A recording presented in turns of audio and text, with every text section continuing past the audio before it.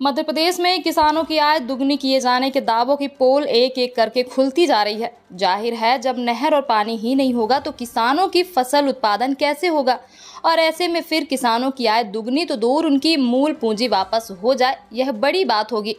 कागजों पर स्वतंत्रता प्राप्ति से लेकर आज तक हजारों योजनाएं संचालित हो रही हैं। किसानों को कागजों पर पानी मिल रहा है, कागजों पर सिंचाई हो रही है, कागजों पर उत्पादन बढ़ रहा है और कागजों पर ही आय दुगनी से लेकर 10 गुनी तक बढ़ रही है। लेकिन हकीकत क्या है, वह हम आपको दिखा रहे हैं। जो लगातार विंध्य क्षेत्र के रीवा जिले में बनाए गए बांधों और खस्ताहाल नहरों की स्थिति देखी जा सकती है, जिससे आप आसानी से अंदाजा लगा सकते हैं। जल संसाधन विभाग द्वारा बनाए गए बांधों की हकीकत यह है कि रिटायर्ड चीफ इंजीनियर ही बांधों में बने हुए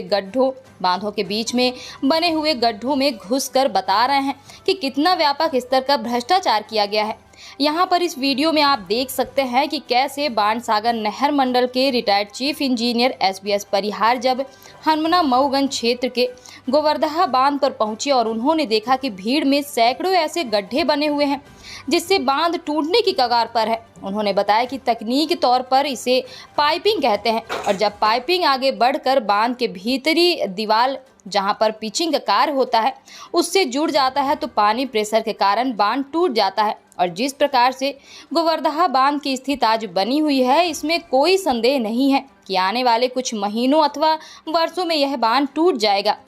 और फिर उन्हें इसके मेंटेनेंस के नाम पर लाखों करोड़ों की राशि जनता की गाढ़ी कमाई और टैक्स के पैसे से रिपेयरिंग में लगा दिया जाएगा, और फिर एक बार रिपेयरिंग के नाम पर भी भ्रष्टाचार हो जाएगा।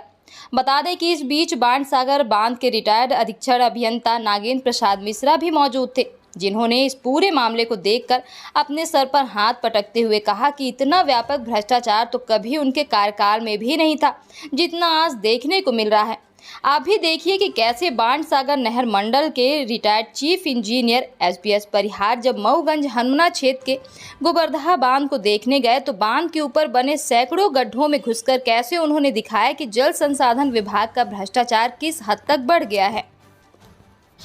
कम से कम सैकड़ों पॉइंट तैयार हो गए हैं, सैकड़ों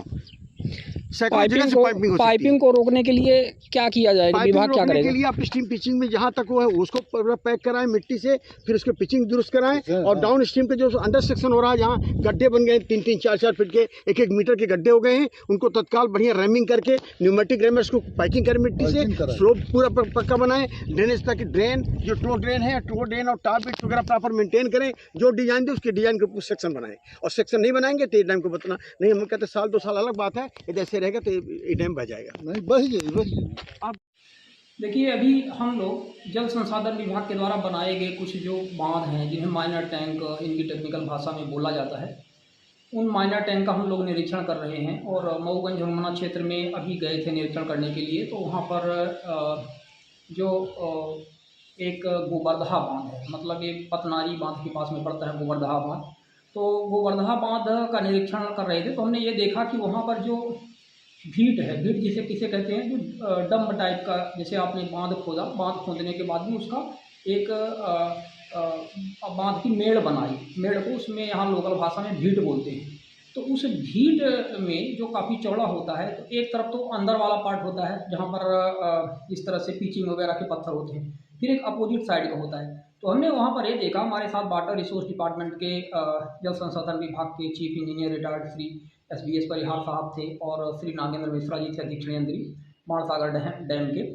और हमने ये देखा कि वहाँ पर पाइपिंग बड़े बड़े गड्ढे हो गए हैं, और बड़ा आश्चर्य हुआ जब हमारे बीच में जो रिटायर्ड चीफ इंजीनियर थे वो उस गड्ढे में घुसते हैं, और घुस करके वो स्वयं देखते हैं तो वो उसमें पूरी तरह से समाहित हो जाते हैं। और फिर एक डंडा भी रहता है, एक बुजुर्ग आदमी का डंडा रहता है, उस डंडे से वो उसकी मेजरमेंट करते हैं और बताते हैं कि ये लगभग 10 फीट के ऊपर है, और अभी भी गहराई जो उसकी थी अभी और अंदर जाया जा सकता था, क्योंकि व्यक्ति है तो व्यक्ति इतना बड़ा उसके अंदर घुसेगा तो फिर निकालने में दिक्कत हो जाएगी, और बुजुर्ग आदमी थे। लेकिन ताज्जुब की बात है कि मतलब जल संसाधन विभाग की जो ये जो भ्रष्टाचार है, इतना व्यापक स्तर का भ्रष्टाचार है, सभी को पता है कि इनके मेंटेनेंस के लिए पैसे आते हैं, रख रखाव के लिए आते हैं, लेकिन इसका कोई समुचित उपयोग नहीं, पूरा पैसा खाए जा रहे हैं। और आज स्थितियाँ ये हैं कि बांध पूरी तरह से विलुप्त होने की कगार पे है। तो आप इस वीडियो को यहाँ पर देख सकते हैं, ये वीडियो स्पष्ट तौर पर बता रहा है कि किस तरह से जो माइनर टैंक बनाए गए हैं उनमें किस तरह से भ्रष्टाचार किया गया है।